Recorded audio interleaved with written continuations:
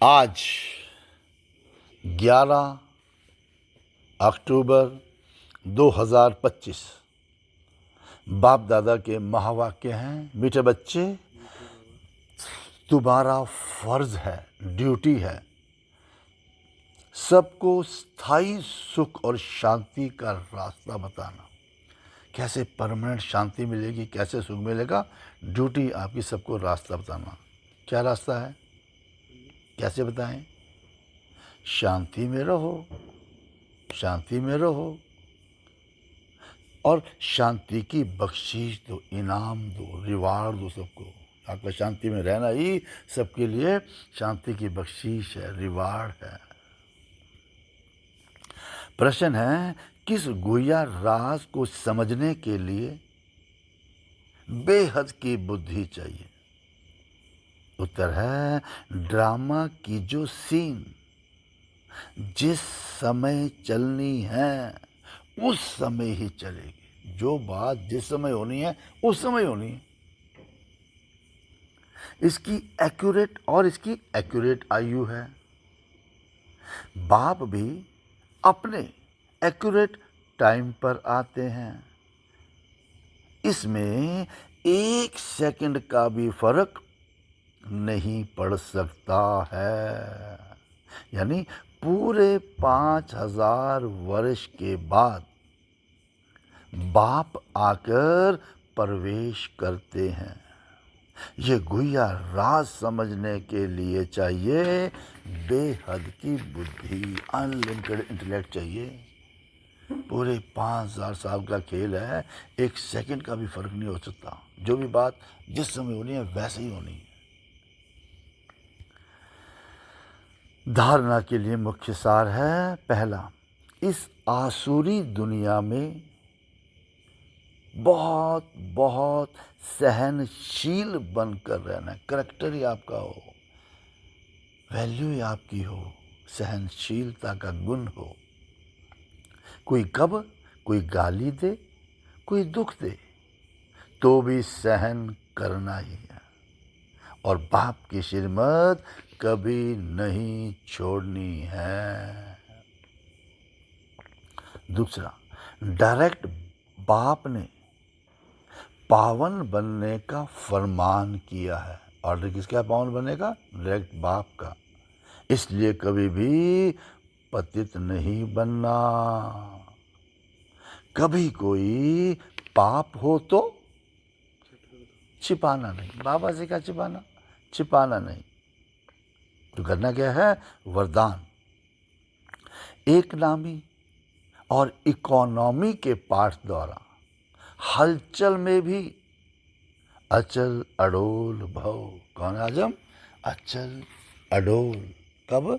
हलचल में भी। कैसी भी बात आ गई तब भी ना मन मनमानी करे, ना बुद्धि भटके इधर उधर, ना बुद्धि डामाडोल हो।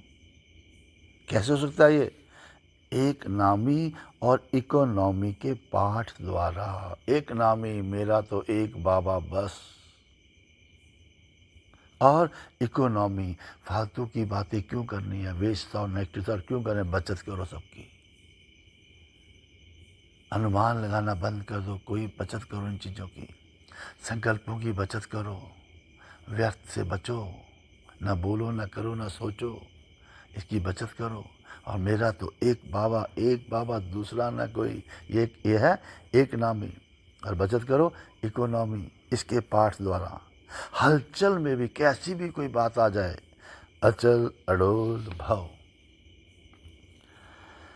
विस्तार है, समय प्रमाण। समय क्या कह रहा है? इशारा क्या दे रहा है? वायुमंडल अशांति और हलचल का बढ़ता जा रहा है। ठीक नहीं होनी दुनिया ये, और ही हलचल होगी, और ही खराब होने परिस्थितियाँ। ऐसे समय पर अचल अडोल रहने के लिए, ये कोई विचार ही ना चल जाएगा फालतू का, है ना, बुद्धि को देखी ना कुछ सीन, क्या हुआ, कोई क्वेश्चन ना पैदा हो। इसके लिए बुद्धि की लाइन बहुत क्लियर होनी चाहिए। बुद्धि की लाइन क्लियर होनी चाहिए। और बुद्धि की लाइन क्लियर होने के लिए समय प्रमाण, टचिंग और कैचिंग पावर की आवश्यकता है। ठीक है, टचिंग आपको बाबा की आ जाए, बाबा की बात कैच हो जाए आपसे, इसकी आवश्यकता है। और इसके लिए, इसको बढ़ाने के लिए एक नामी और इकोनॉमी वाले बनो। एक नामी और इकोनॉमी करने वाले बच्चों की लाइन क्लियर होने के कारण बाप दादा के डायरेक्शन को सहज कैच कर हलचल में भी अचल अडोल रहते हैं। कुछ भी बात आगे सोचना ही नहीं, बुद्धि में लाना ही नहीं, देखना ही नहीं बुद्धि का सीन कोई। बुद्धि बिल्कुल बाबा में हो, फालतू की कचरे से बिल्कुल सोचना ही नहीं। उस समय आपको टचिंग आएगी, क्या करना है क्या नहीं करना है। क्लियर टचिंग आएगी बाबा की, जब बुद्धि खाली होगी, मन कोई मनमानी नहीं कर रहा होगा। करना क्या पड़ेगा इसके लिए? स्लोगन: स्थूल सूक्ष्म कामनाओं का त्याग करो, तब किसी भी बात का सामना कर सकेंगे। बातें तो आएंगी, परिस्थिति तो आएगी, हलचल तो आएगी, उसको फेस भी करना है।